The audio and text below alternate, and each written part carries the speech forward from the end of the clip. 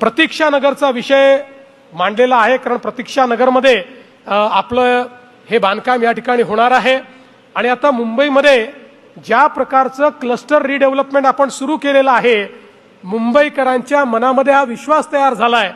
जेव्हापासनं बीडीडी चाळीत राहणाऱ्या 120 फुटात राहणाऱ्या व्यक्तीला 550 फुटाचं घर हे त्या ठिकाणी दक्षिण मुंबईमध्ये मोफत मिळालं, त्या दिवशीपासनं मुंबईकरांना हा विश्वास आला की महायुतीचं सरकार हे गरिबाला घर देणारं सरकार आहे, हे केवळ आश्वासन देणारं सरकार नाहीये।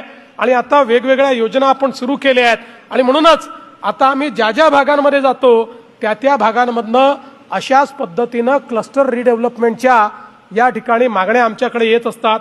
प्रतीक्षा नगर जे आहे इथे जवळपास 88 बिल्डिंग आहेत, ट्रान्झिट कॅम्प्स आहेत आणि या ठिकाणी जवळपास 6200 टेनंट्स या ठिकाणी राहतात आणि एकूणच आता 30 वर्षापेक्षा जास्त काळ या ठिकाणी झाला असल्यामुळे थोडं लँड सेटलिंग देखील चाललेलं आहे। काही इमारती त्या ठिकाणी धोकादायक देखील होत आहेत आणि म्हणून त्यांची इच्छा आहे की आमचं रिडेव्हलपमेंट या ठिकाणी झालं पाहिजे। आणि म्हणून ज्या प्रकारे आपण अभ्युदय नगरचं या ठिकाणी रिडेव्हलपमेंटचा निर्णय घेतला, त्याचप्रमाणे आता म्हाडाचे व्हीपी या ठिकाणी आहेत। संजीव जयस्वालजी, तुम्हाला मी आजच या ठिकाणी निर्देशित करतो की त्याच धर्तीवरच अभ्युदय नगर वगैरे आपण जे केलं आहे त्याच धर्तीवर प्रतीक्षा नगरचा देखील आपण प्रस्ताव तयार करा।